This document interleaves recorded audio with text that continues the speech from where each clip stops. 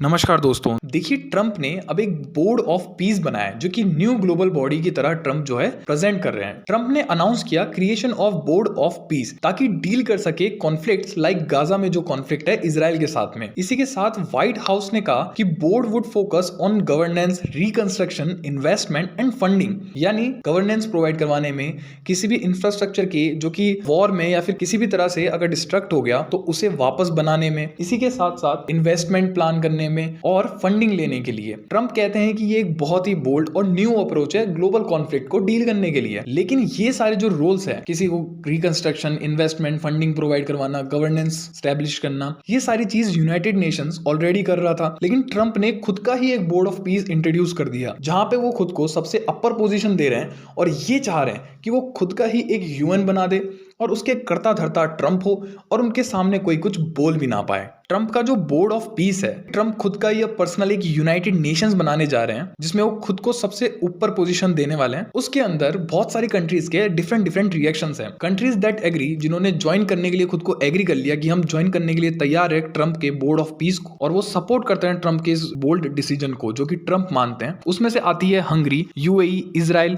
पाकिस्तान जैसा भिखारी देश, अर्जेंटीना, कजाकिस्तान, उज्बेकिस्तान, मोरक्को, और इसी के साथ कनाडा ने कहा है कि वो ज्वाइन तो कर लेगा, लेकिन ट्रंप का ये बोर्ड ऑफ पीस ज्वाइन करने की भी एक फीस है और वो फीस भी कुछ कम नहीं, $1 बिलियन है। इसी के साथ साथ कंट्रीज जैसे फ्रांस, नॉर्वे, स्वीडन, जो कि मोस्टली यूरोपियन यूनियन के जो अंदर कंट्रीज है उनमें आती है, उन्होंने रिजेक्ट किया इस पीस ऑफ बोर्ड को और कहा कि ये रिप्लेस करने के लिए यूनाइटेड नेशंस को, क्योंकि यूनाइटेड नेशंस भी यही वर्क करता है और ये सीधा सीधा वायलेशन है एक इंटरनेशनल लॉ का। इसी में यूक्रेन एंड यूके ने भी अपना कंसर्न एक्सप्रेस किया क्योंकि डोनाल्ड ट्रंप ने इनफैक्ट रशिया को भी इसका पार्ट बनने के लिए इनविटेशन भेजा है। और रशिया का इन्वॉल्वमेंट ऐसे टाइम पे जहां उसकी ऑलरेडी वॉर चल रही है यूक्रेन के साथ में, जिसको पूरी फंड कर रही है यूरोप, बहुत ही ज्यादा एक कंसर्न वाली बात है। Powerful countries like India and China officially confirm नहीं करे हैं पार्टिसिपेशन को और उनका साइलेंस, हेसिटेशन सब बता रही है कि वो ट्रंप की जो लीडरशिप है और जो स्ट्रक्चर है इस बोर्ड का, उसको लेके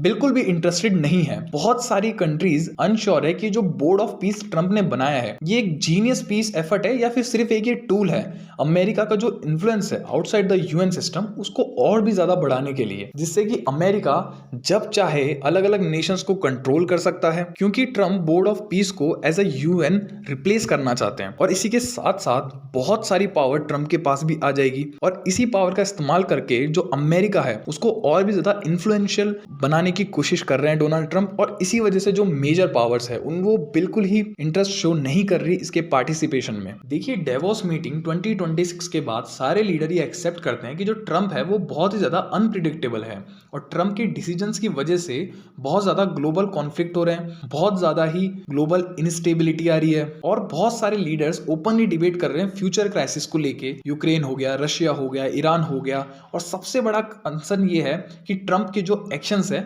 उन एक्शंस के बाद क्या होगा। जो वो एक्शंस ईरान में करना चाह रहे हैं, जो एक्शन उन्होंने वेनेजुएला में किया, इंटरनेशनल लॉ का वायलेशन करके वेनेजुएला के प्रेसिडेंट मादुरो को उठा लिया रातों रात, उन सब चीजों से ग्लोबल ऑर्डर पूरी तरीके से अब चेंज हो चुका है। अब वर्ल्ड जो है खुद को प्रिपेयर कर रहा है एक ऐसे फ्यूचर के लिए जहां पे अमेरिका जो है बिल्कुल ही अनप्रिडिक्टेबल होने वाला है। If you like the video, hit the like, share कीजिए और कमेंट में बताइए कि ट्रंप किस हद तक जा सकते हैं।